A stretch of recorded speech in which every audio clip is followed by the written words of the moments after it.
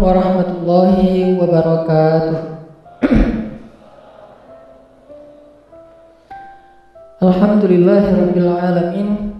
Nahmaduhu wa nasta'inuhu wa nastaghfiruh. Asyhadu an la ilaha illallah wahdahu la syarikalah wa asyhadu anna Muhammadan abduhu wa rasuluhu la nabiyya ba'dah. Allahumma salli wa sallim wa barik ala sayyidina wa habibina maulana Muhammad wa ala alihi wa sahbihi wa man tabi'ahu ila yaumiddin. Radina billahi rabba wa bi Muhammadin nabiyya wa bil islami dina. Rabbi shrah li sadri wa yassir li amri wahlul 'uqdatan min lisani yafqahu qawli. Teman-teman yang dirahmati Allah Subhanahu wa taala, malam ini kita akan melanjutkan pembahasan kita tentang bab ikhlas, sesi kedua atau part kedua setelah pekan yang lalu kita membahas bab ikhlas part pertama. Sebelum kita melanjutkan kajian tentang ikhlas, marilah kita awali dulu dengan sama-sama membaca Al-Quran. Beberapa ayat di dalam surat Al-Munafiqun. Surat Al-Munafiqun itu surat 63.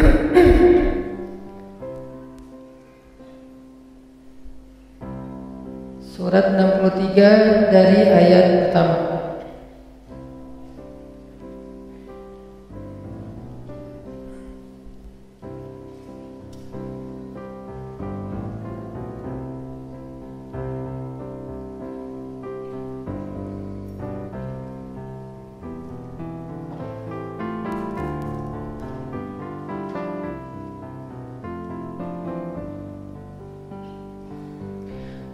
Surat Al-Munafiqun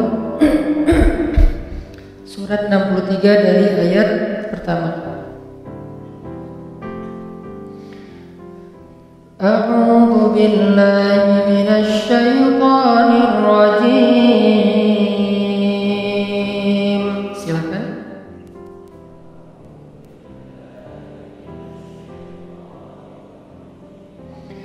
Bismillahirrahmanirrahim.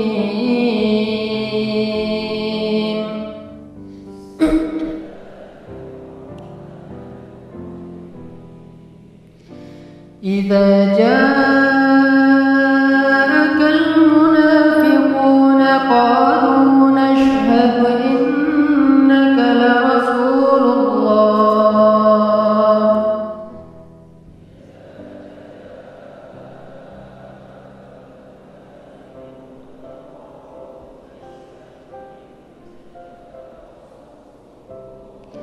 Wallahu ya'lamu innaka la rasuluh.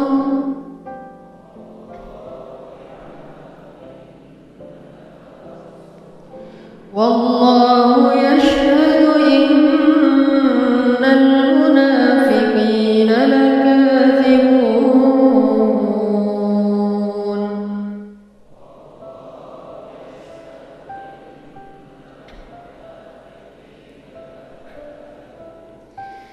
Ittakhadhu aymanahum junnatan fasaddu an sabilillah.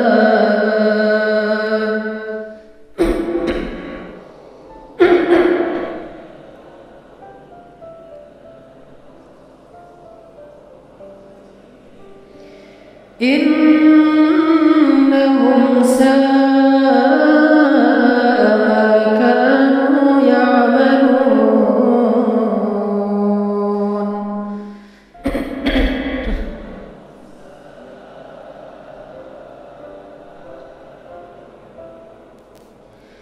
dzalika bi'annahum amanu thumma kafaru.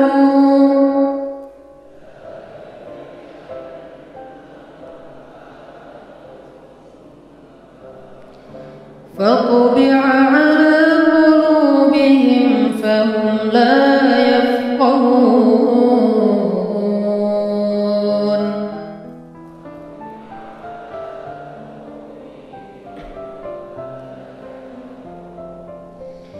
وإذا رأيتهم تعجبك أجسامهم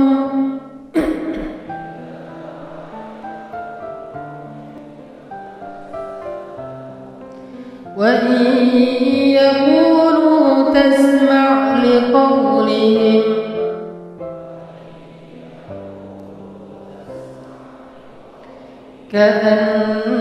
كأنهم خشب مسندة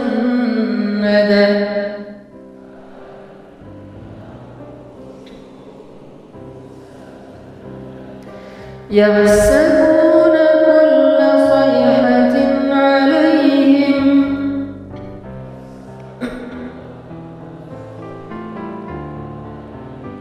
هم العدو فاحذرهم قاتلهم الله أنى يؤفكون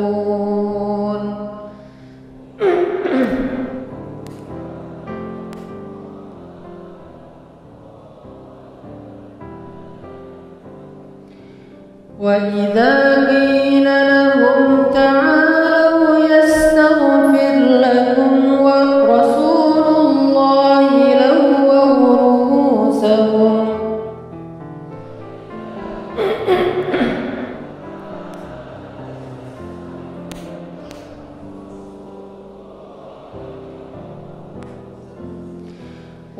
ورأيتهم يصدون وهم مستكبرون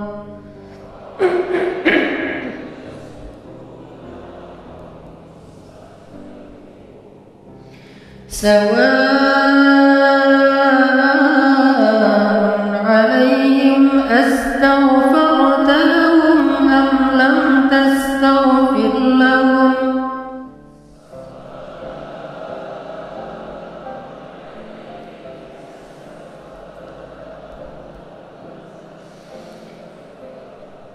أستغفرت لهم أم لم تستغفر لهم لن يغفر الله لهم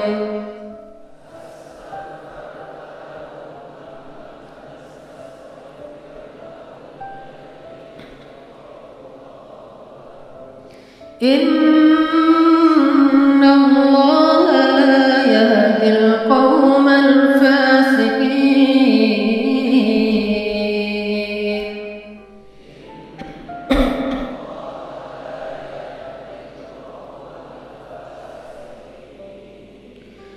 هم الذين يقولون لا تنفقوا على من عند رسول الله حتى ينفضوا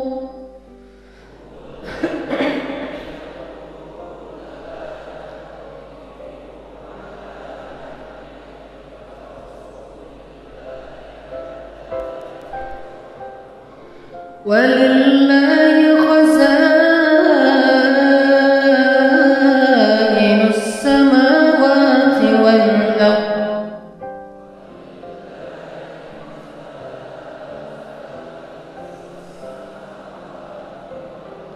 ولكن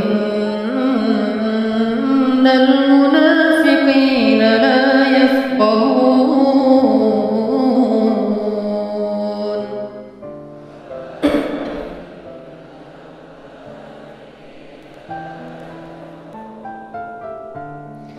يقولون لئن رجعنا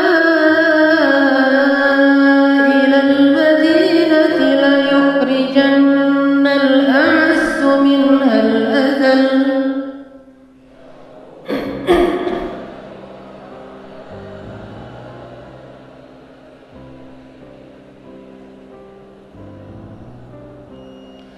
ولله العزة ولرسوله وللمؤمنين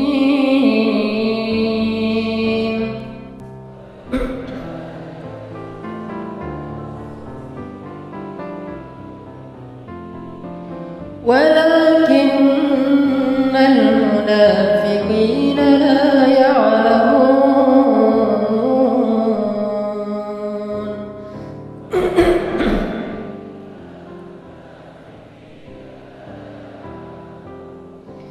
يا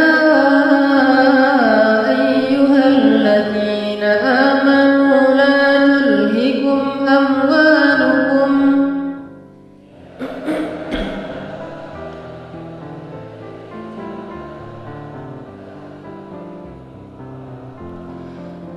تلهكم أموالكم ولا أولادكم عن ذكر الله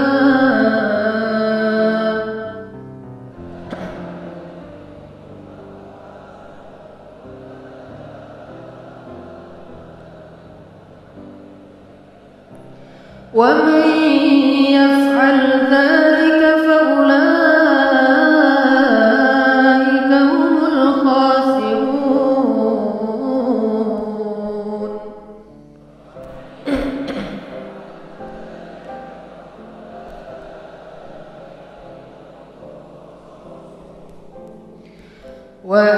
وأنفقوا مما رزقناكم من قبل أن يأتي أحدكم الموت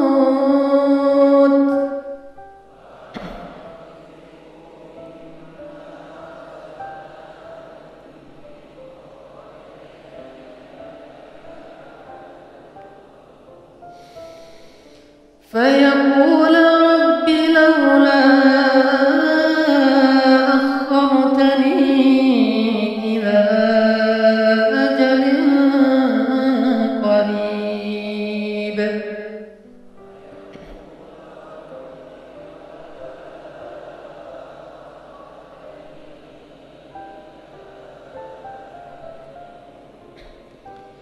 فأصدق وأكن من الصالحين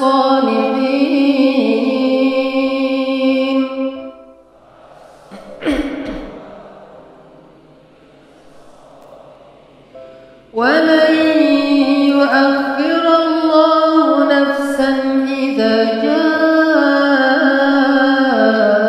أجلها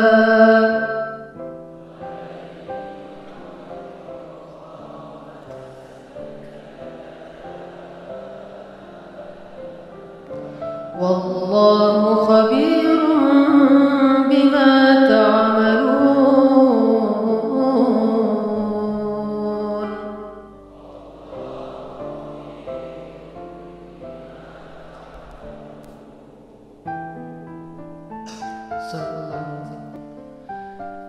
Teman-teman yang dirahmati Allah Subhanahu wa taala, salah satu yang paling dasar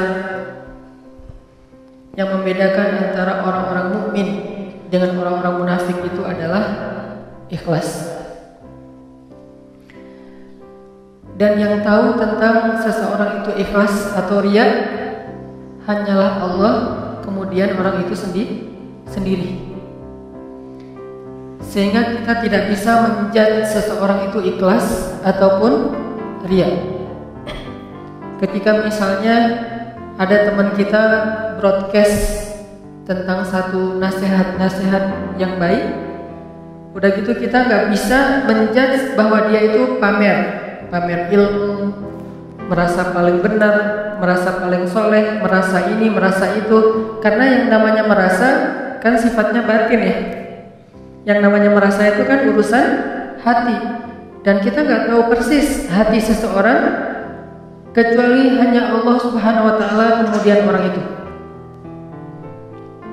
Dan yang membedakan antara orang mukmin dengan orang munafik, karena kalau secara zahir mukmin dan munafik ini agak kabur, mirip.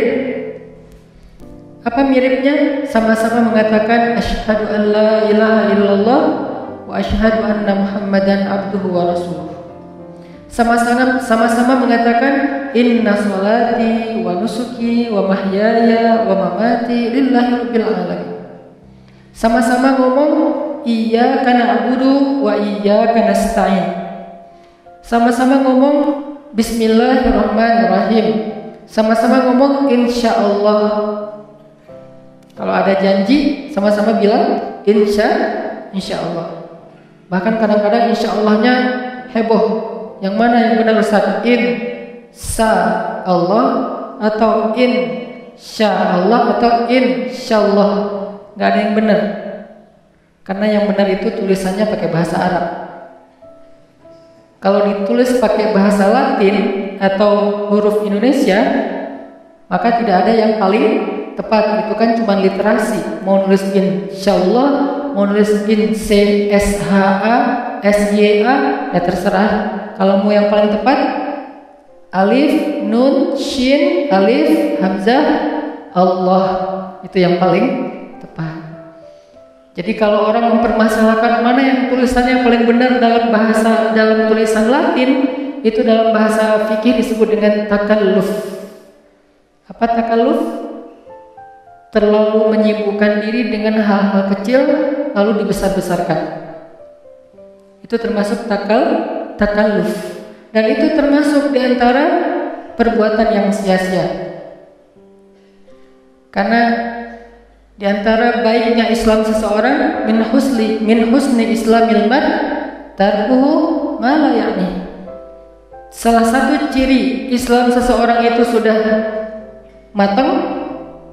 Jadi husnul islamil mar ini bukan hanya masalah paham atau enggak, tapi udah punya kedewasaan dalam berislam, sudah matang, bukan lagi puber. Salah satu ciri kematangan Islam dalam diri seseorang itu adalah tarkuhu ma la ya'ni. Dia meninggalkan sesuatu yang tidak terlalu bermanfaat. Maksud tidak terlalu bermanfaat yang kalau dibahas atau kalau dilakuin malah jadi sia-sia. Yang kalau dibahas malah jadi perdebatan. Yang kalau direspon malah jadi putus silaturahim. Yang kalau direspon malah di-unfollow. Yang kalau direspon malah nanti di-blok.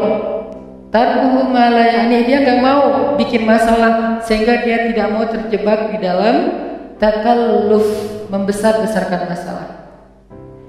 Yang dibahas Ustaz, tulisan amin yang benar yang mana ya? Amin atau amin atau amin. Enggak ada yang benar. Kalau yang benar bahasa Arab, alif, mim, ya, nun. Ustaz, kalau yang benar itu kalau kita takjub ngomongnya subhanallah atau masya Allah, dua-duanya baik. Karena bilang subhanallah itu bahasa dari takjub, bilang masya Allah itu juga bahasa dari takjub. Karena dua-duanya diajarkan di dalam Al-Quran. Di antaranya ayat inna fi khalqis samawati wal ard wa ikhtilafil laili wan nahari la ayati ulil albab. Itu ada kalimat alladzina yadhkuruna Allaha qiyaman wa qu'udan wa 'ala junubihim wa yatafakkaruna fi khalqis samawati wal ard. Terus mereka bilangnya apa? Rabbana ma khalaqta hadza batilan subhanak. Subhanak itu bahasa lain dari subhanallah. Jadi mau bilang subhanallah, mau bilang masya Allah, mau bilang Allahu Akbar, jangan bilang a'udzubillah. Ngelihat langit yang bersih gitu, kayak awannya kayak habis disapu gitu ya, saking bersihnya, a'udzubillah, kan agak aneh. Tapi kalau melihat mantan, ya a'udzubillah sih. Mantan lewat, a'udzubillah syaitan. Siapa setannya? Minal jinnati wan nas, dari golongan jin dan manusia. Gak tahu siapa. Jadi ini disebut dengan apa teman-teman? Takalluf, terlalu repot dengan hal-hal yang sebetulnya bukan masalah dalam agama. Terlalu membesar-besarkan sesuatu yang bukan masalah dalam agama. Sama kayak kita mempertanyakan seseorang ketika dia posting tilawah Al-Quran, dia posting lagi sholat, dia posting sedekah, dia posting hal-hal yang sifatnya kebaikan, terus kita kayak suuzon, mempertanyakan, sampai akhirnya kita bilang, ini riya, ibadah mah gak usah diposting, gak usah dipamerkan. Memang kita tahu isi hatinya. Jangan-jangan dia memposting itu niatnya bukan riya, tapi sebaliknya niatnya man sanna fil islami sunnatan hasanah siapa yang mau menampilkan sebuah kebaikan dalam Islam, sunnatan hasanah itu artinya menampilkan kebaikan. Jadi bukan melakukannya secara rahasia, tapi sunnah itu artinya sesuatu yang bisa ditiru, sesuatu yang bisa diikutin, sesuatu yang bisa diduplikasi, sesuatu yang bisa dicontoh, itu namanya sunnah. Maka man sanna fil islami sunnatan hasanah artinya siapa yang menampilkan satu kebaikan dalam Islam, siapa yang bisa menampilkan satu kebaikan dalam Islam, menampilkan artinya diposting, dilakukan di depan umum, di dalam crowd, maka dia mendapatkan pahala dari setiap orang yang mengikuti kebaikan tersebut.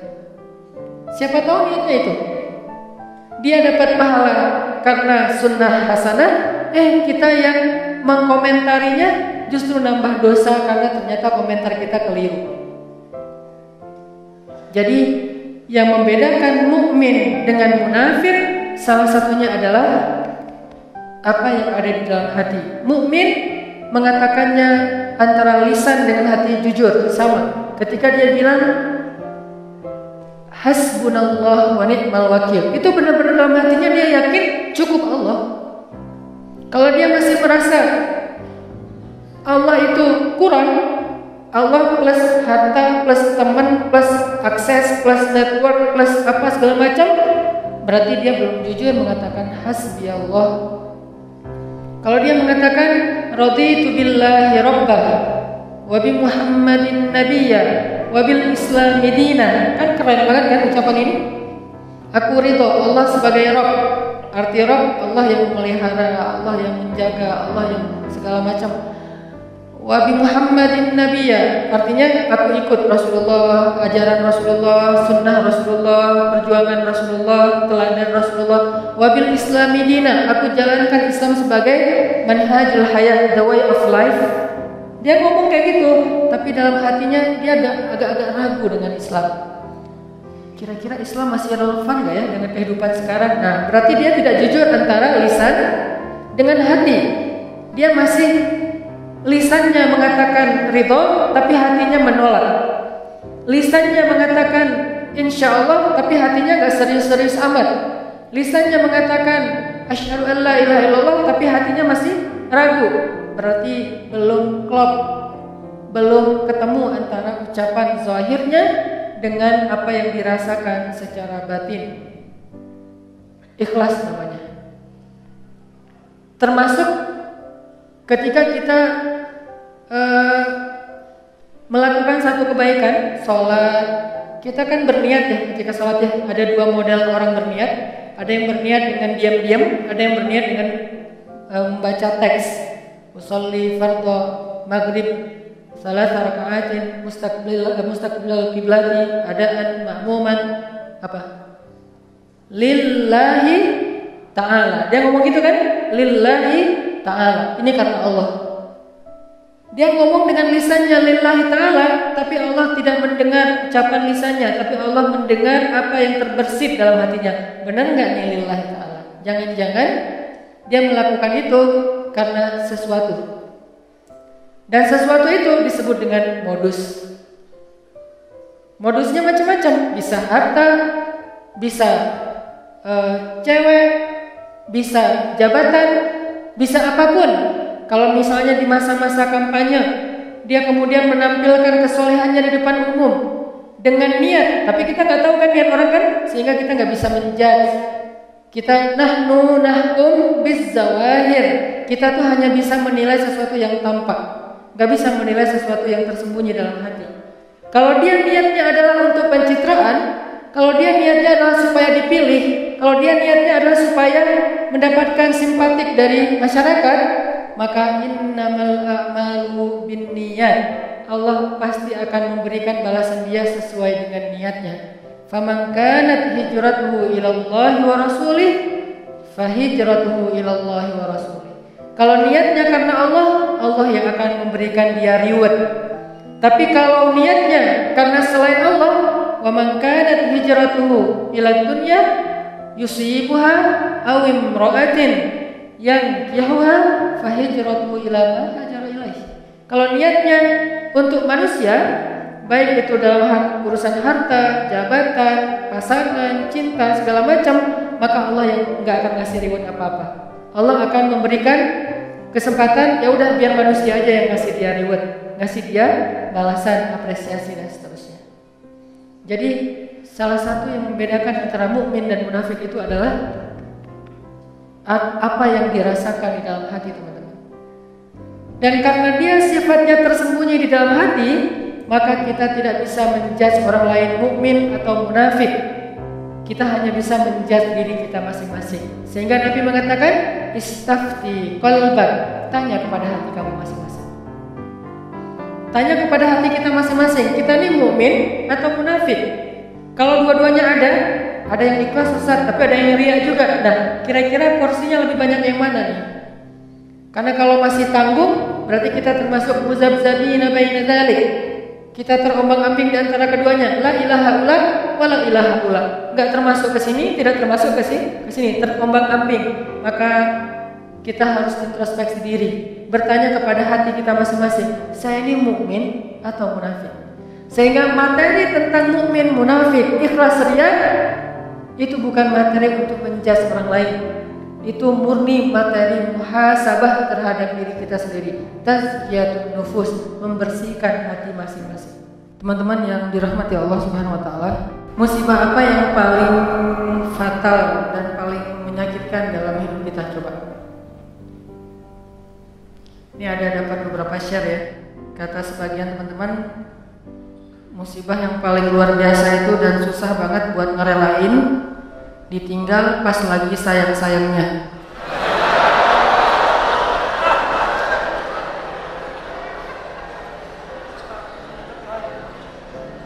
Saya tuh pas baca ini jadi mengenang lagi masa lalu sih. Masa lalu teman saya maksudnya.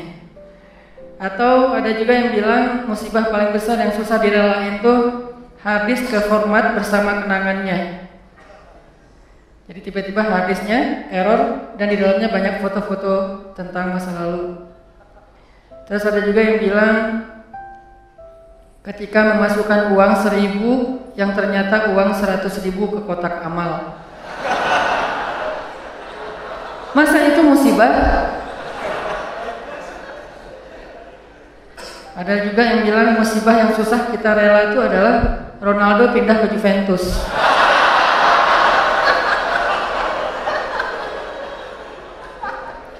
Buat saya, musibah hari ini adalah Belgia kalah sama Prancis.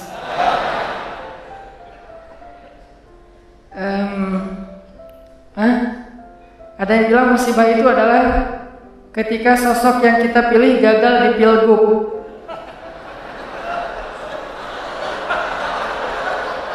Ini yang ngomong bukan saya ya. Saya emang nggak gagal, cuman nggak kepilih. Terus ada juga musibah yang paling berat itu katanya nggak di fallback. Oh, kasihannya. Tahu nggak apa musibah paling besar dalam hidup kita? Musibah paling besar dalam hidup kita itu ditolak sama Allah. Itu musibah paling besar dalam hidup kita. Kayak yang kita baca tadi di dalam surat Al-Munafiqun, ketika mereka berkata di hadapan Nabi Muhammad SAW, nashhadu innaka la Rasulullah. Kami bersaksi engkau itu benar-benar Rasulullah. Kata Allah, wallahu ya'lamu innaka la rasuluh, wallahu yashhadu innal munafiqina lakadzibun. Allah juga tahu kamu rasulnya, dan Allah tahu kalau orang-orang munafik itu adalah orang-orang yang berdusta. Jadi hal yang paling menyakitkan, hal yang paling rugi, hal yang paling ngenes, hal yang paling sedih, hal yang paling musibah besar dalam hidup seorang manusia itu adalah bukan ditolak oleh orang yang dia kecengin, bukan ditolak oleh mertua yang dia datang baik-baik untuk melamar gara-gara kurang modal, gara-gara kurang dalil, gara-gara kurang meyakinkan. Bukan itu musibah yang paling besar. Itu musibah tapi masih kurang besar. Apa yang paling besar? Ditolak oleh Allah Subhanahu wa taala. Karena siapapun yang mendapatkan Allah, maka dia mendapatkan semua kebaikan dunia. Dan siapa yang kehilangan Allah, maka dia kehilangan semua kebaikan dunia dan akhirat. Siapa yang mendapatkan Allah, dalam tanda petik ya, arti mendapatkan Allah itu mendapatkan ridho Allah, dapat like dari Allah, dapat perhatian dari Allah. Siapa yang mendapatkan Allah, maka dia mendapatkan semua kebaikan dunia dan akhirat. Dan siapa yang kehilangan Allah, berarti dia kehilangan semua kebaikan di dunia dan akhirat. Inilah musibah yang paling besar, teman-teman. Kayak Allah berfirman di dalam Al-Baqarah yang saya sering ulang-ulang, ketika ada orang yang bilang, wa minan nasi man yaqulu amanna billahi wa bil yaumil akhir. Di antara manusia ada yang mengatakan kami beriman kepada hari Allah dan hari akhir. Apa jawaban Allah? Wa ma hum bimu'minin. Mereka bukan orang yang beriman. Atau di dalam akhir surat Al-Hujurat, ketika orang-orang munafik mengatakan mereka beriman, mereka masuk Islam, kata Allah, sesungguhnya Allah tahu apa yang ada di dalam hati mereka, apakah mereka benar-benar beriman atau tidak. Qalatil a'rabu amanna. Orang Arab Badui mengatakan kami beriman. Qul lam tu'minu walakin qulu aslamna. Kalian belum beriman, kalian baru masuk Islam. Ini artinya teman-teman ditolak oleh Allah Subhanahu wa taala. Ada orang yang sholat, dia puasa, dia haji, dia umroh, dia sedekah, dia tilawah Al-Quran, tetapi dia ditolak oleh Allah Subhanahu wa taala. Kenapa Allah menolak seseorang padahal dia mengatakan kalimat yang baik? Kenapa Allah menolak orang-orang yang mengatakan nashhadu innaka la rasulullah, kami bersaksi engkau Rasulullah? Kenapa Allah menolak orang-orang yang mengatakan amanna billahi wa bil yaumil akhir, kami beriman kepada Allah dan hari akhir? Kenapa Allah menolak orang-orang yang mengatakan amanna, kami telah beriman? Kenapa Allah menolak mereka, teman-teman? Padahal ucapan mereka baik. Mereka enggak mengatakan Allah itu maunya apa, Allah itu enggak fair, Allah itu enggak adil, Allah itu kikir, Allah itu tangannya terbelenggu, seperti kata-kata orang Yahudi. Mereka enggak ngomong kayak gitu. Yang mereka ucap itu baik. Kenapa ditolak oleh Allah? Karena Nabi mengatakan, innallaha la yanzuru ila aswarikum wala ila a'malikum wala ila amwalikum walakin yanzuru ila qulubikum. Allah enggak melihat penampilan kalian, Allah enggak melihat harta kalian, Allah enggak melihat perbuatan kalian. Yang pertama Allah lihat itu adalah qulubikum, niat kalian. Maksud qulub di sini niat. Karena banyak yang salah paham juga, teman-teman. Ada yang mengatakan, udahlah, gak usah terlalu fanatik. Yang penting kan hati. Allah kan melihat hati. Maksud melihat hati ini bukan melihat organ yang bernama jantung. Yang maksud melihat hati ini bukan melihat apa yang kita rasain, bahagia, gak bahagia, bukan. Maksud walakin yanzur ila qulubikum ay yanzur ila niyatikum. Maksud melihat kepada hati itu adalah Allah melihat ke dalam niat kalian. Apakah kalian mengatakan itu dengan jujur bahwa kalian benar-benar beriman, atau itu hanya basa-basi? Apakah kalian mengatakan itu dengan jujur karena benar-benar yakin berserah diri kepada Allah, atau itu hanya modus supaya ditolong oleh Allah, kemudian besok kalian akan meninggalkan Allah setelah mendapatkan kebaikan itu? Allah Maha tahu. Sehingga Allah mengatakan di surat Al-Mulk, wa asirru qaulakum aw ijharu bih innahu alimun bidzatis sudur. Kalian rahasiakan atau kalian tampakkan apa yang ada di dalam hati kalian, innahu alimun bidzatis sudur. Allah tahu banget apa yang ada di dalam dada kalian. Buat Allah, bisikan hati kita sejelas teriakan lisan kita. Gak ada bedanya. Kita teriak pakai mic, kita katakan bohong, saya gak percaya sama Allah. Lalu kita teriakan dengan hati, kita berbisik dengan hati, dengan sepelan mungkin, saya gak percaya sama Allah. Itu suara hati dan suara mulut kita, lisan kita di sisi Allah sama, gak ada bedanya. Gak ada cerita kalau dengan mulut kita bilang, ya Allah saya percaya kepada Engkau, saya berserah diri kepada Engkau, Allah dengar. Giliran dalam hati kita bilang, enggak sih sebetulnya enggak gitu-gitu amat. Apa? Allah enggak kayak gitu. Karena Allah mendengar isi hati kita sejelas mendengar suara dengan lisan kita. Sangat jelas. Sehingga ketika ada Nabi yang berdoa dengan suara yang lirih, Nabi siapa? Zakaria. Dzikru rahmati rabbika 'abdahu Zakaria idh nada rabbahu nidaan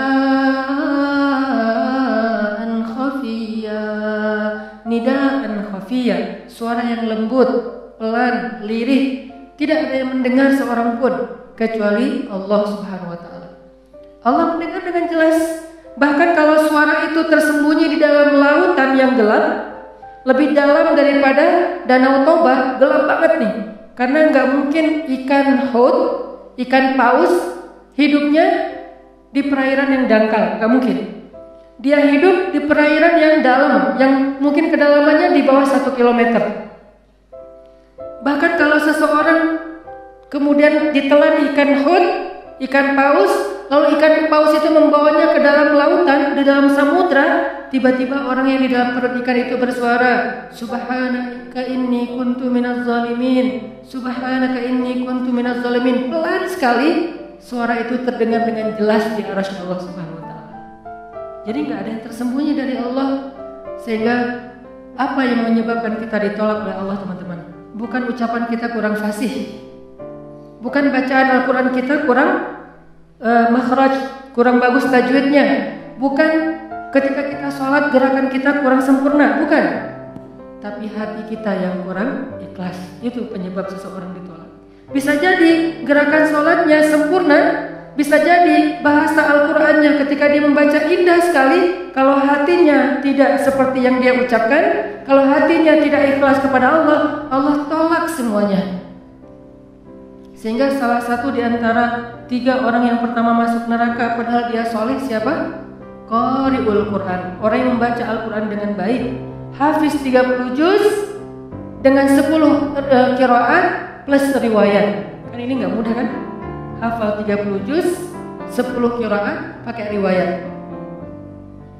Karena saya pernah ngalamin sulitnya mencari atau mendapatkan riwayat Al-Quran itu susah banget. Saya termasuk orang yang belum berhasil mendapatkan itu. Pernah saya mau daftar ke guru saya, Syekh Tariq Faris di Mesir. Syekh, saya pengen ngambil riwayat Al-Quran. Syekh senang karena beliau suka dengan bacaan saya. Ya udah sini, saya akan ajarin kamu. Syaratnya pertama, kamu hafal 1 buku. Saya dikasih 1 buku, tebalnya 500 halaman. Isinya adalah syair. Kurang lebih 500 halaman, isinya syair. Dan syair itu berbunyi tentang cara baca Al-Quran. Huruf ini ketemu huruf ini, dibaca begini. Ayat ini wakafnya di sini, Nabi dulu wakafnya di sini. Ini bacanya dengan riwayat ini begini, riwayat itu begitu dan seterusnya. Tapi bentuknya syair, bahasa Arabnya matan. Syair 500 halaman kurang lebih disuruh hafal. Dikasih. Ternyata kita satu geng, saya beberapa teman-teman termasuk ada anak Mesir. Seminggu kemudian diuji sama Syekh. Ketika seminggu setelah itu kita datang ke Syekh, tiba-tiba anak Mesir teman saya, dia bilang, Syekh, saya sudah hafal syair itu. Buku tebal, dia hafal seminggu. Terus dites sama Syekh saya, lancar. Terus Syekh saya tanya ke saya, Hanan gimana? Syekh, daftar isi juga belum? Daftar isinya aja belum kehafal, dia udah hafal 1 buku. Saking susahnya mendapatkan riwayat Al-Quran. Jadi kalau ada orang yang hafiz Al-Quran pakai riwayat, itu keren banget. Tapi sekeren itu, sedahsyat itu, sesulit itu dia memperoleh 1 riwayat Al-Quran, kalau nggak ikhlas, habis semuanya. Riya sedikit aja, riya itu nggak perlu ke ribuan orang, 1 orang cukup. Karena riya itu kan nggak harus, saya riyanya cuma 1 orang doang kok, masa hilang sih? Enggak, 1 orang aja kalau kita riya, habis. Apalagi riyanya kepada ribuan orang.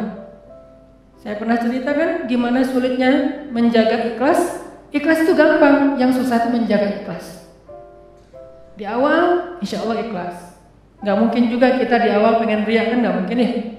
Usolli sunnata tahiyatul masjid ri'a an-nas. Kan gak ada ya. Saya sengaja sholat sunnah tahiyatul masjid karena pengen pamer aja. Allahu Akbar. Kan nggak mungkin kan? Nggak ada di antara kita yang sengaja beramal karena pengen ria. Kita nggak di level itu. Insya Allah itu bukan level kita. Kita satu level di atasnya. Di awal ikhlas.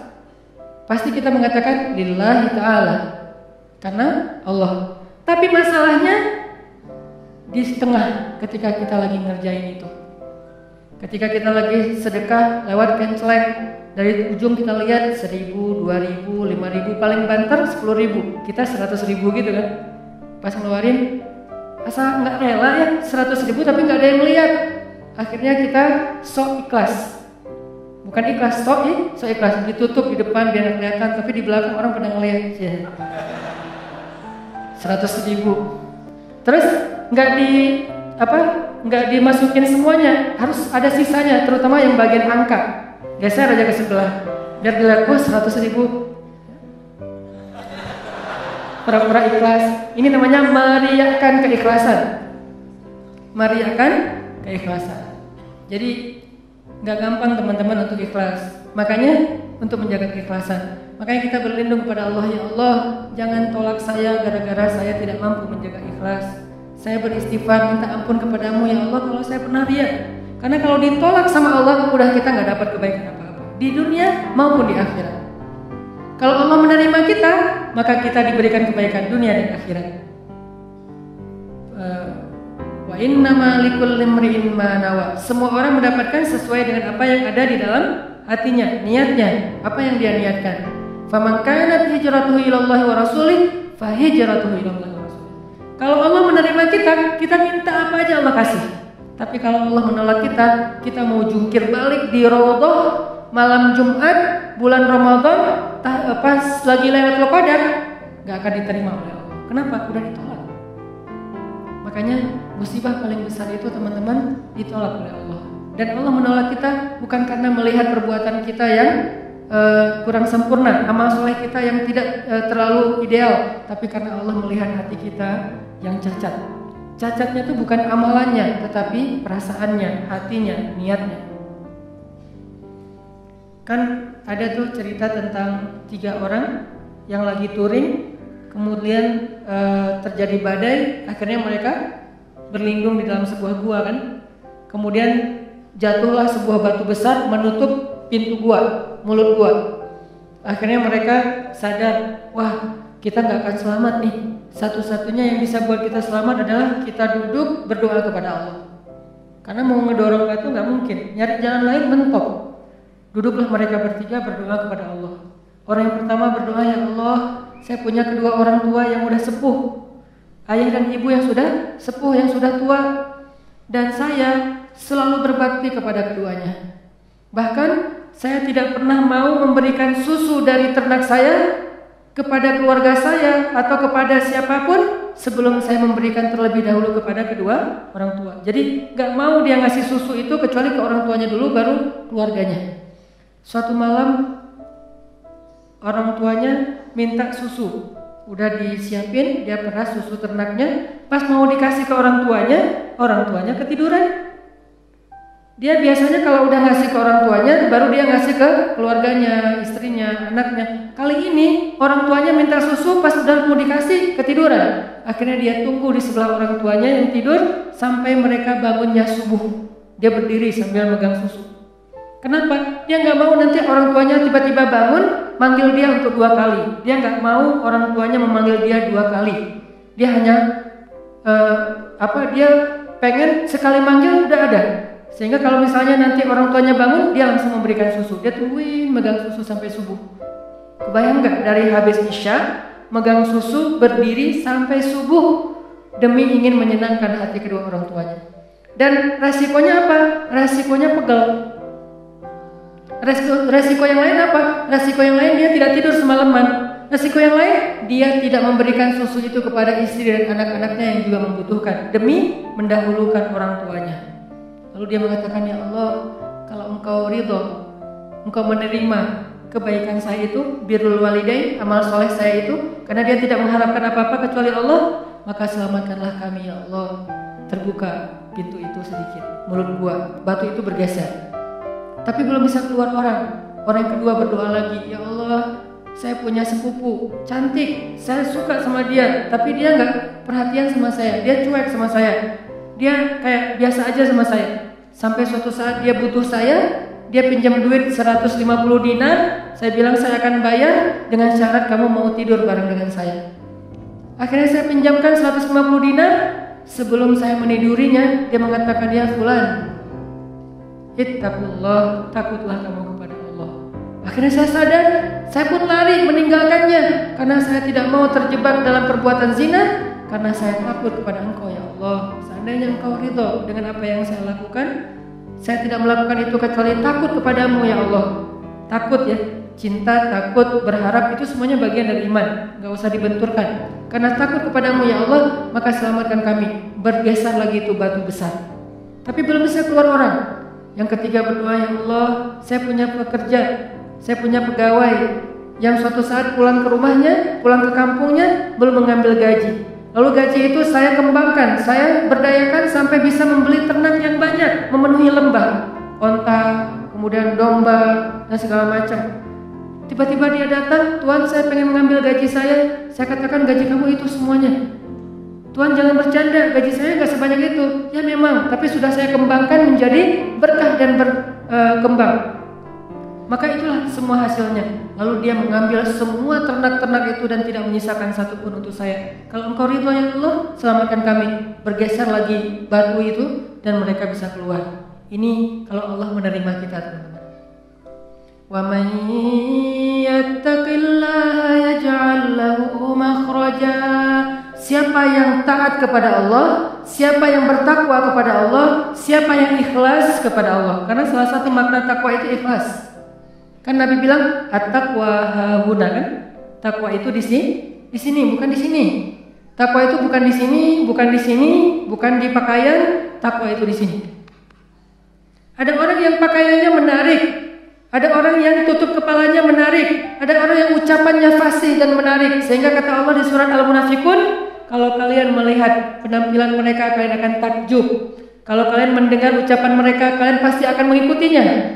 Apa maksudnya? Penampilannya meyakinkan sekali sebagai orang solih. Terlihat sekali orang yang taat kepada Allah. Penampilannya itu udah syar'i banget. Kalau dia seorang laki-laki, penampilannya terkesan orang yang paling banyak ilmu. Kalau dia seorang perempuan, penampilannya terkesan orang yang sangat menjaga diri, tertutup rapat auratnya. Dan kalau dia bicara, kalian akan mendengar ucapan mereka. Kenapa? Dia bicara Allah berfirman, Rasulullah bersabda, Allah berfirman, Rasulullah bersabda. Semuanya dalil. Kenapa malah Allah menyebut mereka orang munafik? Karena apa yang mereka tampilkan, apa yang mereka ucapkan tidak sesuai dengan apa yang mereka niatkan di dalam hati. Lagi-lagi ini bukan untuk menjudge orang lain. Jadi jangan sampai nanti kalau kita ngelihat ada orang yang berpenampilan solih, arti solih itu ya penampilannya kelihatan ahli ibadah, terus kita bilang, itu ada tuh di surat Al-Munafikun kayak gitu. Jangan. Langsung kita menjudge orang lain seolah-olah itu kayak di surat Al-Munafikun ayat 4. Terus kita lihat cewek yang jilbabnya syar'i, nah itu ayat 4 Al-Munafikun banget tuh. Nggak bisa, karena kita nggak tahu kan isi hatinya. Maka kalau kita nggak tahu isi hatinya, tugas kita apa teman-teman? Tugas kita adalah berbaik sangka. Tugas kita menghindari prasangka buruk. Tugas kita kepada sesama manusia berbaik sangka. Dan tugas kita kepada diri kita sendiri adalah muhasabah diri, memperbaiki diri kita sendiri, menghitung-hitung kesalahan kita sendiri. Kalau orang lain jangan cari-cari kesalahan, apalagi dihitung-hitung. Wala tajassasu, jangan cari-cari kesalahan orang lain. Sehingga kalau ada teman kita postingannya tuh bagus, tapi ada celah sedikit aja, itu yang dikomentarin. Padahal bukan itu inti dari postingan tersebut. Nah, ini berarti tajassus. Apakah kita lupa dengan ayat itu? Padahal itu ayat yang paling populer di surat Al-Hujurat. Sampai Allah mengatakan, maukah kalian memakan bangkai saudara kalian sendiri sementara kalian merasa jijik? Ini artinya gak bisa kita menjudge orang lain. Ini lebih ke diri kita sendiri. Ternyata Allah gak ngelihat dulu penampilan kita, walaupun itu nanti akan dilihat, cuman bukan yang pertama. Kalau ini beres, baru dilihat yang penampilan, dilihat ucapan, dilihat perform kita. Kalau ini udah beres. Kalau ini gak beres, yang lain gak dilihat. Jadi yang pertama Allah lihat apa niat kita melakukan sesuatu. Apa niat kita duduk di dalam majelis ilmu? Apa niat kita ketika kita memakai pakaian tertentu? Jangan-jangan ketika kita memakai pakaian tertentu, kita memakainya sebagai libasus syuhrah, memakainya untuk pamer, menunjukkan bahwa kita lebih kaya dari orang lain, menunjukkan status sosial, menunjukkan kalau kita orang sukses, menunjukkan bahwa kita banyak duit, menunjukkan kalau kita banyak ilmu, menunjukkan bahwa kita banyak ibadah sunnah. Kalau ini niat di dalam hati kita, nggak akan ada nilainya sama sekali apa yang kita tampakkan di sisi Allah. Dan kalau Allah sudah menolak, nanti kita minta apa aja nggak akan dikabulkan oleh Allah SWT. Ya Allah, kurang apa lagi? Saya udah tahajud, saya udah sedekah, saya udah tilawah, saya udah hafal Quran, saya udah berjihad, saya udah bantu orang lain, saya udah. Kenapa saya hidupnya kayak gini ya Allah? Tanyakan kembali, istafti qalbak, tanya ke hatimu, kenapa kita melakukan itu? Karena Allah atau karena yang lain? Ri'a an-nas. Kadang-kadang kita melakukannya udah ikhlas, tapi di tengahnya riya. Jadi bisa jadi teman-teman, kita punya beberapa amalan. Kalau kita nggak berani mengatakan banyak amalan, kita punya beberapa amal soleh, tapi hampir tidak ada satupun yang diterima di sisi Allah. Kenapa Ustaz? Ikhlas kok Ustaz? Di awal, bisa jadi di tengahnya riya. Enggak, di tengah saya tetap ikhlas, bisa jadi di akhirnya riya. Enggak, di akhirnya masih ikhlas, bisa jadi barusan aja riya. Setelah after years, setelah beberapa tahun. Sehingga kalau kita nggak punya modal amal soleh yang diterima di sisi Allah, gimana kita mengangkat kedua tangan kita? Makanya kadang-kadang kan ujiannya kayak gitu. Di awal udah ikhlas, saya nih pengen tilawah yang bagus karena biar orang-orang sholatnya pada khusyuk. Allahu Akbar. Ikhlas kan? Alhamdulillahirabbil alamin. Ikhlas. Ar-Rahmanir Rahim. Masih ikhlas. Maliki yaumiddin. Ada yang nangis di belakang. Mulai bagus juga ya suara saya. Habis tuh. Teman-teman pikir imam dengan bacaan yang bagus berarti pahalanya lebih banyak dari teman-teman? Belum tentu. Bisa jadi makmumnya dapat untung dari bacaan yang bagus karena dia khusyuk, dia bisa nangis, dia bisa nyaman. Sementara imamnya nggak dapat apa-apa loh. Ini, tapi kita nggak bisa menjudge imam juga ya. Begitu imam baca Alhamdulillahirabbil alamin, pamer, nggak bisa. Entar jadi susah tuh, semua salah ya, serba salah. Baca bagus salah, baca jelek, imam nih bacaannya kok gini banget sih, jadi serba salah. Ini bukan menjudge orang lain, udah aja masing-masing. Kalau imam bacanya bagus ya kita husnuzon, masya Allah bacanya luar biasa. Kalau banyak orang yang khusyuk gara-gara ini berarti pahalanya banyak banget nih. Kan kita cemburu ya. Si imamnya, astagfirullah, kalau gak dibagusin, Allah suruh yang bagus-bagus. Kalau bagus-bagus amat, ntar sombong. Karena emang bagus sih. Itu habis tuh. Aduh, ngeri banget teman-teman. Di tengah masih ikhlas, nggak kegoda. Kan riya itu kan bukan maunya kita ya. Riya itu kan wasawisus syaitan, yuwaswisu fi sudurin nas, dia yang mau ngebisikin. Tapi di akhir selesai datang, alhamdulillah Ustaz, sampai gini, ada tisu nggak? Saya baru pertama nangis dalam sholat, suara Ustaz luar biasa. Bapak nggak pernah dengar di YouTube saya? Sombong, ya. Bapak nggak baru kenal saya, gitu? Atau bukan karena pujian orang lain teman-teman, karena diremehin sama orang lain. Pernah diremehin orang terus jadi riya? Saya pernah ngisi di beberapa masjid agung. Ada kan kalau di daerah-daerah tuh kalau saya ngisi kadang-kadang panitia mintanya di masjid agung. Kan DKM masjid agung rata-rata nggak main Instagram ya. Mereka nontonnya TV. Jadi karena saya qadarullah nggak pernah masuk TV, nggak kenal. Ini Ustaz siapa sih? Ada nggak di Damai Indonesia? Nggak ada. Oh biasa aja. Karena saya nggak pernah masuk TV, akhirnya beliau nggak kenal kan, bukan yang pemain sosmed. Dan dari situ mulai ada ngeremehin. Panitia nawarin tempat, mereka bilang udah biasa aja lah, nggak usah terlalu heboh, paling juga jamaahnya nggak setengah masjid katanya. Saya kasih tahu Ustaz, ini DKM-nya kayak gitu ngomongnya. Oh kita lihat aja nanti. Mulai kan riya nih. Terus saya datang, ternyata alhamdulillah qadarullah Allah yang melangkahkan kaki-kaki mereka rame nih sampai pelataran masjid. Pas rame DKM-nya bingung, nih Ustaz siapa sih kok bisa rame gini yang datang? Saya, ya sih. riaknya. Mulai yuwas was-wasan. Jadi perang batin banget teman-teman sama setan. Bukan maunya saya, setan yang kayak gitu.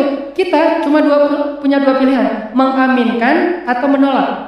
Kalau kita mengatakan ya sih, berarti kita membenarkan kata-kata setan di dalam hati, ria, sombong. Atau kita mengatakan astagfirullah, nggak mau kegoda gitu.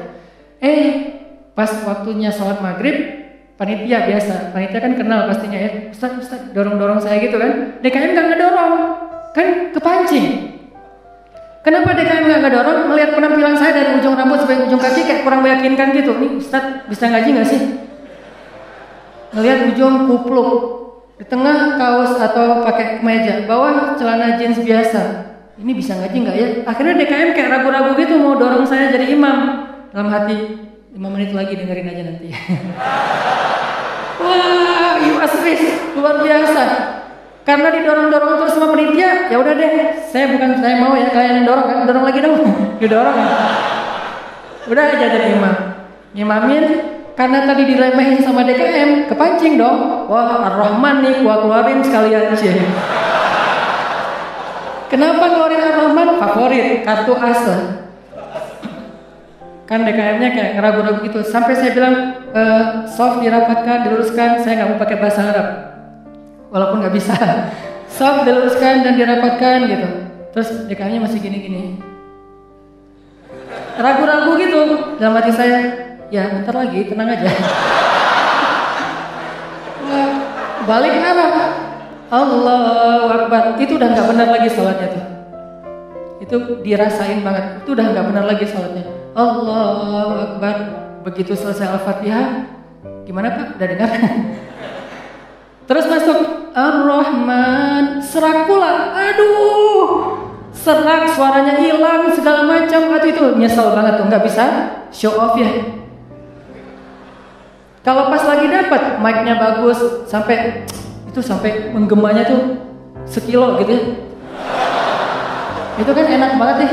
Buat seorang vokal, mic itu kayak floor buat anak skate kan. Jadi bisa nge-trick banget kalau floornya dapat kan. Jadi buat saya tuh kalau mic-nya pas dapat, wah ini bisa semua trik dikeluarin nih.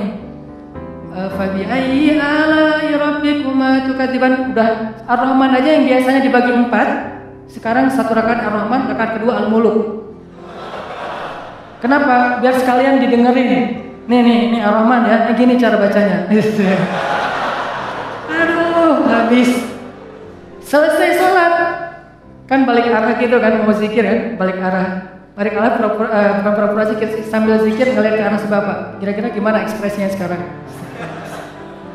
Itu teman-teman berat. Kadang-kadang bukan karena kita pengen dipuji orang, tapi kita nggak rela diremehin orang. Itu yang bikin kita riak kan?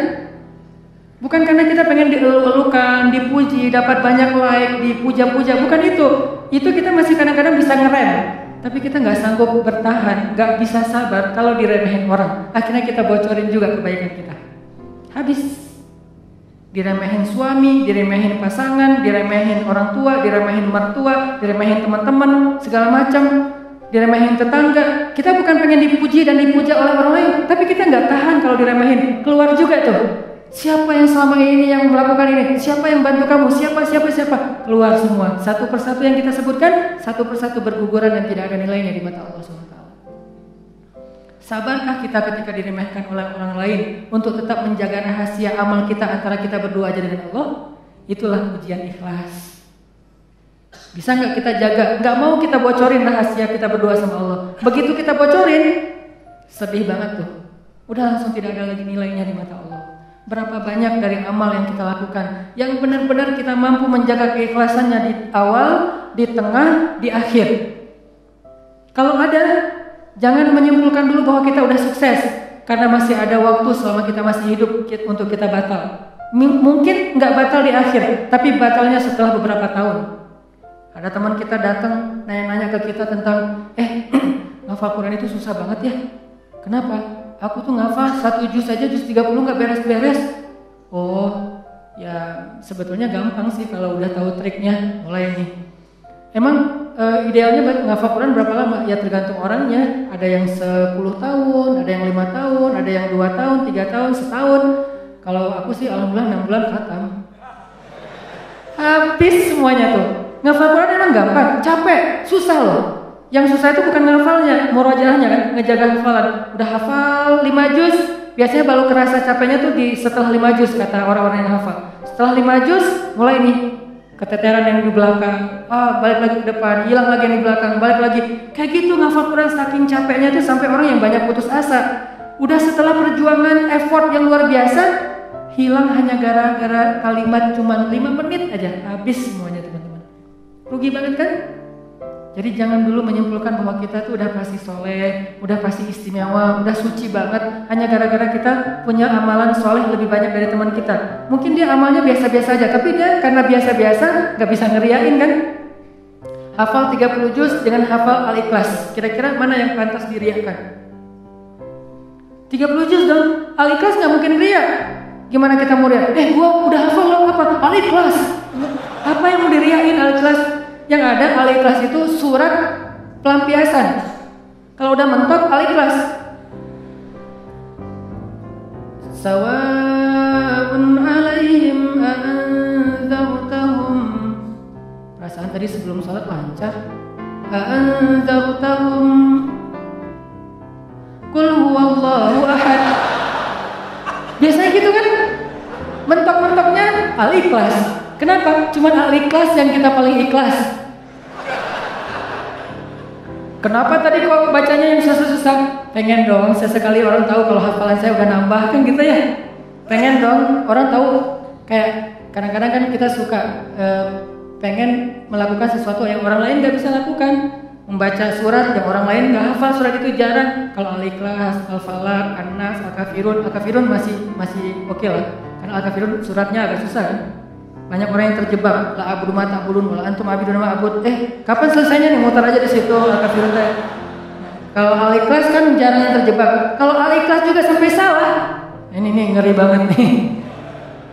Jadi mungkin jangan ngeremehin dulu teman-teman. Ada teman kita yang hafalnya, kamu hafal surat apa? Enggak, cuma dikit dari At-Takatsur sampai An-Nas doang. Itu juga gara-gara modal sholat taraweh. Karena dia taraweh selalu dengar itu kan, di taraweh suka dengar ayat itu ya, akhirnya kehafal sendiri. Dia nggak pernah sombong, dia nggak pernah riak karena hafalannya sedikit. Kita yang 30 juz, segitu doang, kemana aja loh? Habis 30 juz. Jadi yang hebatnya itu bukan berapa banyak amalannya teman-teman, tapi seberapa kuat dia menjaga keikhlasannya di awal, di tengah, di akhir, dan setelah beberapa lama. Jadi jangan menyimpulkan dulu. Fala tuzakku anfusakum huwa a'lamu biman ittaqa. Jangan kalian menganggap diri kalian udah pasti soleh, pasti istimewa, pasti baik, karena Allah lah yang paling tahu siapa yang paling bertakwa. Maksudnya siapa yang paling ikhlas. Karena at-taqwa hahuna. Belum lagi nanti ada orang kadang-kadang saya pernah di sebuah masjid, kita ngadain acara tabligh akbar, terus masjidnya rame, anak-anak mudanya penuh sampai ke depan masjid. Setelah selesai acara tabligh akbar kan suka ngobrol-ngobrol gitu kan sama DKM di ruang DKM. Ada salah satu sesepuh masjid ngobrol sama saya, dan waktu itu saya juga sedih. Kenapa saya ladeni gitu? Harusnya saya pergi aja biar menjaga amal beliau kan. Beliau cerita, Ustaz, alhamdulillah ya sekarang masjidnya rame. Ini perjuangannya nggak mudah loh Ustaz. Dulu dari awal nih, ketika kita pembebasan lahan masjid ini aja udah konflik sengketa dengan beberapa tetangga. Akhirnya saya perjuangkan Ustaz dari awal sampai bisa pembebasan lahan. Kemudian kita bangun masjid ini dengan gotong royong luar biasa. Fundingnya itu susah banget Ustaz. 5 tahun baru beres masjid ini Ustaz. Udah gitu saya yang bikin yayasan masjid ini. Sampai ADRT-nya tuh saya yang bikin Ustaz. Satu persatu beliau sebutkan perjuangannya, jasa-jasanya, jerih payahnya, effortnya, dan segala macam pengorbanannya, sampai akhirnya masjid ini rampung. Sekarang dipakai banyak orang sholat. Sekarang udah gampang. DKM sekarang tuh gampang, nggak seperti awal-awal dulu. Kalau beliau sadar itu semuanya habis gara-gara beliau. Tapi kan kita nggak bisa menjudge ya. Kalau beliau menceritakan itu untuk motivasi, oke. Tapi kalau beliau menceritakan itu untuk ria, dihargai, diakui, kalau hanya pengen dapat pengakuan, pengen diaku oleh orang lain, habislah semua pahala yang sudah beliau usahakan sekian tahun. Harusnya kalau beliau ikhlas, satu orang yang datang ke masjid untuk ikut acara tabligh akbar, sholat berjamaah, taubat, sadar, zikir, ibadah, beliau dapat pahala. Kebayang nggak kalau ada 5.000, 10.000 anak muda yang datang untuk ikut acara di situ? Pahala beliau banyak banget, tapi hilang hanya dengan 5 menit berbicara. Jaga lisan. Faliyakul khairan aw liyasmut. Mending diam aja deh. Sebegitu gampangnya hilang amal-amal kita gara-gara tidak mampu menjaga keikhlasan kita, teman-teman. Makanya wa innama likulli imri'in ma nawa itu gampang banget tergelincir. Itu halus banget, lebih halus daripada suara langkah-langkah semut. Halus banget, sampai kadang-kadang kita juga terjebak di situ. Makanya di zaman Nabi itu kan ada cerita seorang sahabat Ansor yang tidak terkenal ibadah-ibadahnya, tapi Nabi bilang huwa min ahlil jannah, dia itu ahli surga. Apa kelebihan dia? Apa ibadah dia? Ibadah dia itu ibadah batin. Ketika dikepoin sama beberapa orang sahabat, sama seorang sahabat, kalau nggak salah Abdullah bin Amr bin As, dia kepo datang ke rumahnya. Ternyata rahasianya bukan ahli tahajud, bukan ahli sedekah, bukan ahli tilawah, bukan ahli kebaikan-kebaikan yang zahir. Dia kalau ngelakuin amalan yang zahir, yang standar-standar aja lah, yang wajib, yang kalau ditinggalkan pasti dosa, sholat pasti, cuman nggak ada yang lebih, biasa-biasa aja. Terus yang bikin dia istimewa, ternyata ibadah batin. Apa ibadah batin dia? Dia bilang, saya tidak pernah dengki kepada orang lain. Kalau ada orang yang dapat nikmat, saya orang pertama yang bahagia. Kalau ada orang yang dapat musibah, saya yang paling sedih. Kalau ada yang orang berbuat salah, saya langsung mendoakan dan memaafkan dia.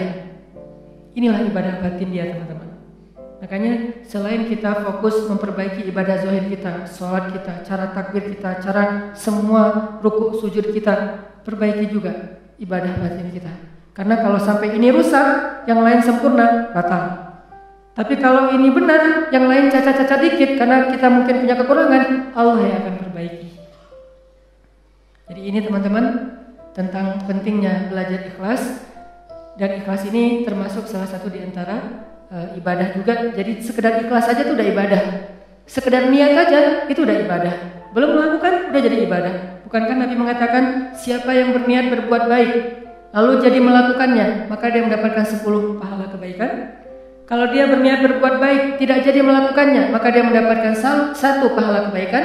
Siapa yang berniat berbuat buruk jadi melakukannya, maka dia dapat 1 dosa. Siapa yang berniat berbuat buruk tidak jadi melakukannya, dia dapat 1 pahala. Allah baik banget ya. Niat aja dikasih pahala, baru niat tuh. Sehingga para ulama mengatakan kalau begitu, ayo kita berniat yang banyak. Dan memperbanyak niat itu disebut dengan istilah ta'addudin niyah. Ta'addudin niyah, memperbanyak niat-niat yang baik. Saya pengen ini, saya pengen itu, saya pengen. Semua kebaikan kita pengen. Maka pengen aja udah jadi pahala kebaikan yang utuh. Insya Allah tahun depan saya pengen umroh. Azam, niat yang kuat. Ya Allah kasih saya rezeki, saya pengen umroh. Udah nabung, ternyata gak cukup. Maka tahun itu Allah catat kita sudah melakukan ibadah umroh sempurna. Dan bisa jadi lebih sempurna daripada orang yang melakukannya secara fisik. Kenapa? Orang yang melakukannya secara fisik masih ada ujian riya. Lagi di mana? Lagi umroh, posting. Tapi nggak semua orang yang posting umroh itu ria ya. Ini ke diri kita lagi nih, balik lagi kepada diri kita. No judgment.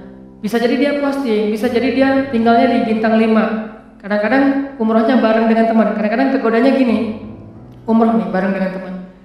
Pas lagi makan, kan di hotel suka pas makan saling ketemu gitu kan, saling sharing. Dari mana aja? Baru selesai tawaf. Wah, Masya Allah udah selesai tawaf aja, kita baru aja tadi nggak jadi soalnya ramai banget. Ya sih ramai, tapi kalau kita kuat azamnya pasti lewat, nggak bisa. Udah mulai nih. Udah berapa kali hari ini? Alhamdulillah baru 7 kali. 7 kali, gara-gara kita ucapin. Niat mengucapkannya itu nggak dari ya teman-teman. Niat mengucapkan itu keceplosan aja pengen ngomong gitu. Alhamdulillah udah 7 kali. Alhamdulillah baru 7 kali. Niatnya nggak ada riaknya sama sekali. Tapi begitu selesai mengucapkan, orangnya mengatakan, Masya Allah luar biasa 7 kali. Hebat. Langsung datang setan, yuwaswis. Ya sih, mungkin di rombongan ini saya yang paling banyak rekor tawafnya. Atau kadang-kadang cium hajar aswad. Itu kan sesuatu banget ya buat jamaah umroh dari Indonesia, kan sesuatu banget. Jadi bisa dibilang cium hajar aswad itu kayak poin. Siapa yang paling sering cium hajar aswad, jadi kayak saling share lagi makan. Udah cium hajar aswad? Belum? Udah, alhamdulillah udah 3 kali. Wah, saya baru sekali. Akhirnya saling berlomba. Kalau ini niatnya fastabiqul khairat, itu bagus. Tapi gara-gara fastabiqul khairat, kalau sampai terjebak kepada dia, sombong, maka habis. Yang tahu cuman kita. Yang tahu cuman kita. Orang lain nggak tahu. Hati-hati dengan ini.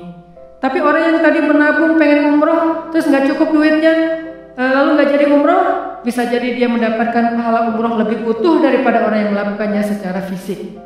Maka jangan kikir dalam berniat baik. Berniat baik yang banyak. Ketika kita keluar rumah, ya Allah, hari ini mudah-mudahan saya bisa bantu orang di jalan. Mudah-mudahan saya bisa silaturahim dengan teman lama atau dengan keluarga. Mudah-mudahan saya bisa mendapatkan ilmu. Mudah-mudahan saya bisa membantu orang dari kesusahan. Mudah-mudahan saya bisa perbanyak aja kebaikan kita niatin, dan kita serius kalau nanti ada kesempatan kita akan lakuin. Begitu kita keluar rumah, Allah sudah mencatat kita seperti melakukan sebanyak kebaikan yang kita niatkan. Jadi niat aja ibadah. Wa innama likulli imri'in ma nawa. Seseorang mendapatkan pahala sesuai dengan apa yang dia niatkan. Niat aja udah ibadah. Apalagi kalau kita kerjakan. Sampai ulama mengatakan, kalau saya mendengar seseorang mengetuk pintu rumah saya, maka saya tidak akan membuka pintu rumah itu sampai saya memiliki 10 niat baik. Jadi kalau mau buka pintu rumah, beliau berdiri di belakang pintu, ya Allah, kalau ini adalah orang miskin, saya berniat akan kasih dia sedekah 1. Kalau ini adalah seorang saudara yang sudah terputus silaturahim selama ini, saya akan sambung silaturahim 2. Kalau ini adalah seorang ulama, saya akan minta nasihat dari beliau dan ilmu 3. Kalau ini adalah seorang murid, saya akan kasih dia nasihat dan ilmu 4. Kalau ini adalah seorang yang berhutang, saya akan bayarkan hutangnya 5. Terus sampai 10 niat baik baru dibuka pintunya. Ternyata yang datang cuma 1 orang dengan 1 hajat, maka beliau mendapatkan pahala 10 hajat, 10 kebaikan. Ini hebatnya niat, taat udin niat.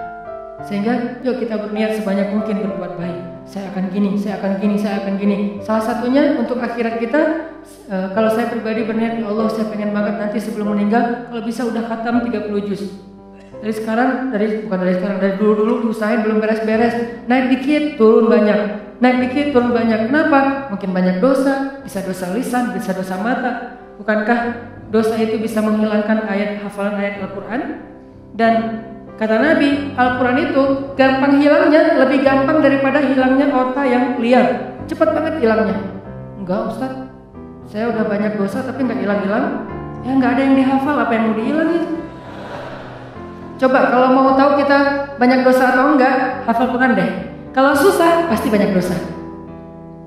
Kalau mau tahu itu cara kita untuk bisa mendeteksi dosa kita, salah satunya ya, hafal Quran. Coba, itu akan mendeteksi banget. Kalau kita udah lancar bacaan, tapi dengan syarat bacaannya udah lancar. Karena kalau bacaan belum lancar, ya bukan karena dosa, emang nggak bisa baca Quran nih.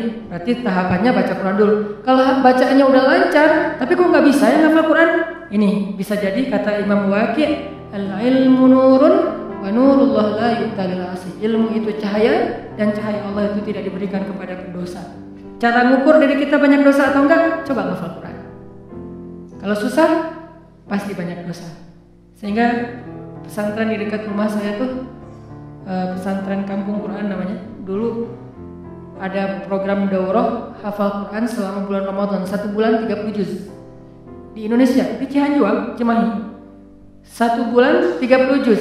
Pas saya diundang ke situ ngisi waktu subuh, saya bilang, "Ini programnya apa Ustaz?" 30 juz 1 bulan. Saya dalam hati, emang bisa? Saya tuh udah lebih 10 tahun gak beres-beres. Ngeremehin gitu kan? Ternyata ada yang bisa. Dari sekian puluh siswa atau santri, ternyata sekitar hampir 10 orang khatam sebulan 30 juz lancar teman-teman. Sebulan 30 juz lancar. Modalnya mungkin cuma juz 30 doang pas baru datang. Dan metodenya Ustadz? Ternyata metodenya itu nggak rumit-rumit, sederhana. Kalau mereka ngerasa susah hafalan, disuruh sholat taubat terus istighfar. Itu doang. Kalau ya Allah kok susah banget ya, kan kadang-kadang ada halaman yang mudah, ada halaman yang susah ya. Yang biasanya kalau lagi enak tuh moodnya dapat, bisa sekali duduk 2 lembar langsung hafal dan lancar. Kalau lagi nggak dapat, 1 ayat aja nggak beres-beres. Nah, kata ustadznya, kalau kejadian kayak gitu, coba wudu, sholat taubat, minta ampun sama Allah, istighfar, coba hafal lagi, pasti mudah. Dan itu terbukti. Ternyata kayak gitu caranya. Cuman ya butuh istiqomah juga. Jadi teman-teman perbanyak niat yang baik. Niat apa aja? Termasuk saya nanti kalau udah punya rezeki, udah punya usaha sendiri, saya pengen punya panti asuhan 1000 anak yatim. Tapi niatnya yang kuat ya. Kalau ternyata itu baru terwujud setelah 20 tahun, la tahzan, gak usah bersedih, gak usah berkecil hati. Kenapa? Sejak kita berniat punya pesantren, punya panti asuhan 1000 anak yatim, walaupun terwujudnya setelah 20 tahun, pahalanya itu dihitung dari awal berniat, bukan ketika terwujud. Keren kan niat tuh? Jadi pahalanya dihitung dari ketika kita berniat, bukan ketika itu terwujud. Kalau terwujud, dilipat gandakan 10 kali lipat. Sebelum terwujud, dihitung 1 kebaikan yang utuh. Misalnya, saya dalam hati saya punya niat, saya nanti mau bikin camp pengungsi. Kalau kemarin yang saya datang sama teman-teman itu kan camp pengungsi Suriah yang ada di Turki. Yang artinya para pengungsi yang udah aman kondisinya, kita coba bantu kecil-kecilan. Nah, ini dikasih lagi tanah sama Erdogan, sama Turki, lewat menteri di niatnya, lewat Golden Future kita kerjasama di Aleppo perbatasan dengan Turki, di dalam Suriahnya. Yang nggak bisa nyebrang, yang nggak bisa mengungsi keluar negeri, maka ditampung di situ, dikasih berapa hektar tanah, disuruh coba kalian bisa nggak bikin camp di situ. Saya punya niat, saya akan coba bareng-bareng dengan Golden Future harus punya camp di Aleppo bagian perbatasan Turki yang menampung minimal 100.000 pengungsi Suriah. Itu kan niatnya.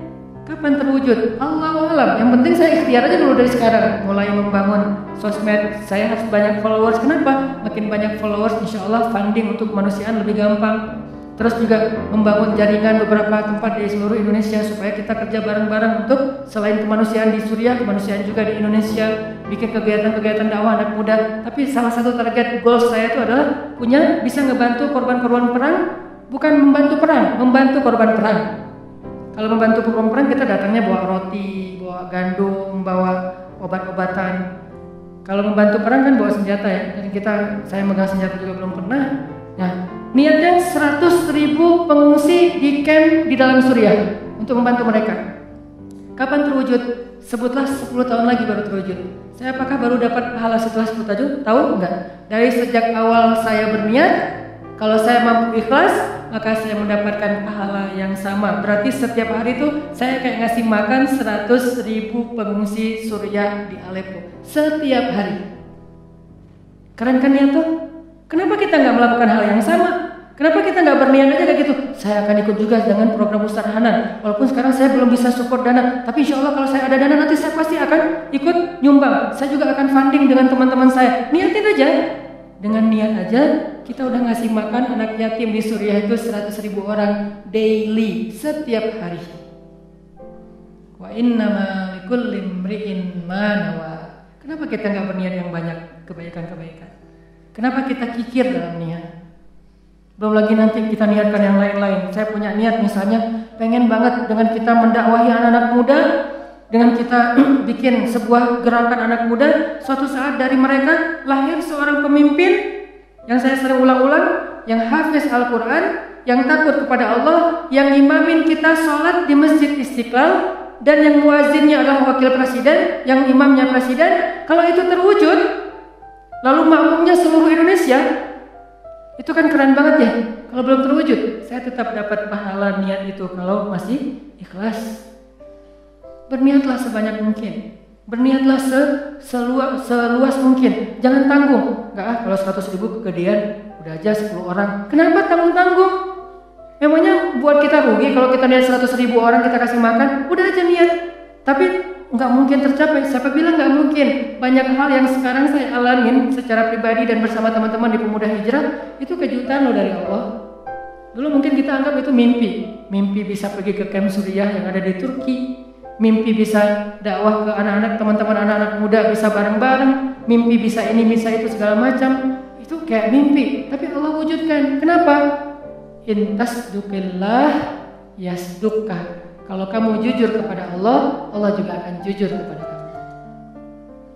Ya bani Israil adhkuru ni'mati allati an'amtu 'alaikum wa awfu bi'ahdi ufi bi'ahdikum. Tunaikanlah janji kalian kepada aku tunaikan janji aku kepada kalian. In tasduqillah yasduqka. Jujurlah kepada Allah, Allah jujur kepada kalian. Ihfazillah yahfazka. Jaga Allah, Allah jaga kalian. Fadhkuruni adzkurkum. Ingat aku ingat kalian. Selalu kayak gitu, kaidahnya sama, walaupun redaksinya berubah-ubah. Yuk teman-teman, kita ta'addudun niyah, tajdidun niyah, perbanyak niat, perbaharui niat-niat kita.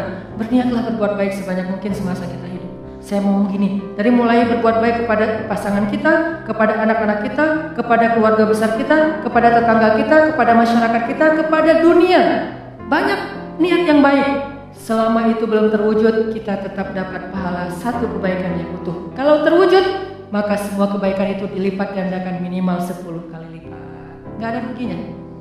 Yuk kita berakar dengan Allah Subhanahu wa taala. Yuk kita bermuamalah dengan Allah Subhanahu wa taala. Jaga niat kita, jangan tergoda untuk sombong dan riya. Kalau sesekali tergoda karena yuwaswisu fi sudurinas, istighfar.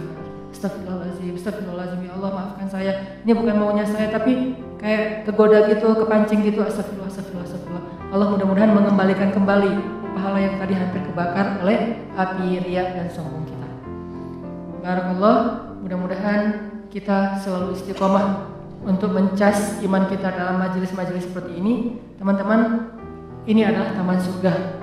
Taman surga yang di bumi itu cuma ada 2. Satu Raudhah yang ada di Madinah, di Masjid Nabawi. Yang kedua Majalisul Ilmi wal Ulama, majelisnya ilmu dan majelisnya para ulama. Kalau kita pengen ngerasain berkahnya taman surga yang didoakan oleh malaikat, yang diridhoi oleh Allah, yang Allah turunkan banyak rahmat. Seperti Allah turunkan rahmat ke dalam surga kan?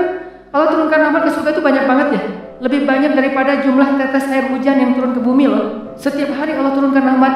Di mana tempatnya? Di dalam majelis ilmu. Sabarlah duduk dalam majelis ilmu. Kadang-kadang entertainnya membuat kita nyaman, kadang-kadang kurang entertain. Bukan, itu nggak masalah. Itu cuman gimmick, itu cuman packaging. Yang jelas di dalam majelis ini, selama kita masih duduk, Allah terus ngasih rahmat buat kita. Rahmat itu berkucuran buat kita itu kayak air hujan, turun dalam kebaikan-kebaikan hidup kita. Sampai kita bangkit, keluar dari tempat ini, baru berhenti rahmat itu. Ustaz, kalau gitu saya nggak akan keluar. Ya, rahmat juga ada di luar. Bisa dengan membantu orang lain, bisa dengan, bukankah nanti ada hadis membantu menyelesaikan hajat seseorang itu lebih baik daripada iktikaf di masjid selama 60 tahun. Masjid apa? Masjid Nabawi loh. Menyelesaikan hajat seseorang lebih baik daripada iktikaf di Masjid Nabawi 60 tahun. Riwayat yang lain 80 tahun. Artinya seumur hidup. Bukan berarti saya nggak akan hadir di majelis ilmu bantu orang aja. Enggak. Kita lakukan sebanyak mungkin kebaikan. Fastabiqul khairat wasari'u ila maghfiratin min rabbikum wa jannah. Barakallah ya muqallibal qulub, tsabbit qulubana ala dinik. Ya musarrifal qulub, sarrif qulubana ila ta'atik. Ya Allah yang membolak-balikan hati, tetapkanlah hati kami dalam keikhlasan ya Allah. Tabahkan kami agar selalu mampu menjaga keikhlasan di dalam hati. Sabarkan kami agar tidak terpancing dengan godaan-godaan yang membuat kami riya ya Allah. Agar tidak terpancing untuk dipuji, agar tidak terpancing untuk dihargai, agar tidak terpancing ketika diremehkan, agar tidak terpancing ketika orang bertanya tentang kebaikan-kebaikan kami. Ya Allah, bimbing kami ya Allah, ajarkan kami ya Allah, bagaimana cara kami menjaga keikhlasan, menjaga amal-amal kami. Karena kami sadar ya Allah, amal kami cuma sedikit dan belum sempurna. Kalau yang sedikit dan penuh cacat itu juga sampai terjebak dalam riya, lalu apa yang akan kami bawa pulang ke kampung akhirat kelak ya Allah? Betapa rugi orang yang beramal soleh bertahun-tahun lamanya hilang dalam hitungan menit gara-gara dia riya dengan kata-katanya ya Allah. Kami berlindung kepadamu dari sombong dan riya. Kami berlindung kepadamu dari hawa nafsu dan bisikan syaitan. Ya muqallibal qulub, Rabbana la tuzigh qulubana ba'da idh hadaitana. Ya Allah, janganlah Engkau biarkan hati kami tergelincir setelah Engkau beri kami petunjuk, ya Allah. Jangan Engkau biarkan kami menjadi orang sombong justru setelah kami beramal soleh, ya Allah. Jangan Engkau biarkan kami menjadi orang yang merasa diri paling baik justru setelah kami bertaubat dan berhijrah, ya Allah. Kadang kami merasa seperti itu. Ketika kami pulang dari masjid, kami melihat teman kami duduk-duduk di jalan. Kami kadang merasa bahwa diri kami lebih baik daripada mereka. Padahal tidak ada yang menjamin akhir hayat seseorang kecuali Engkau, ya Allah. Kami pun tidak tahu apakah akhir hayat kami akan sebaik ini atau justru bertolak belakang dengan yang sekarang, ya Allah. Bisa jadi saat ini kami beramal soleh, tapi besok kami riak dan hanguslah semua pahalanya. Bisa jadi teman kami hari ini berbuat dosa, tapi besok mereka bertobat, maka mereka menjadi orang yang lebih Engkau cintai, ya Allah. Ya muqallibal qulub, jaga hati kami, ya Allah. Bimbing lisan kami, ya Allah. Jangan biarkan setan menjebak kami di dalam riya dan sombong. Jaga amal kami, ya Allah, sampai akhir hayat kami, sehingga kami bisa bertemu dengan Engkau dengan membawa timbangan kebaikan-kebaikan yang Engkau ridhai. Rabbana atina fid dunya hasanah wa fil akhirati hasanah wa qina azabannar. Subhanakallahumma wa bihamdika asyhadu an la ilaha illa anta astaghfiruka wa atubu ilaik. Assalamualaikum warahmatullahi wabarakatuh.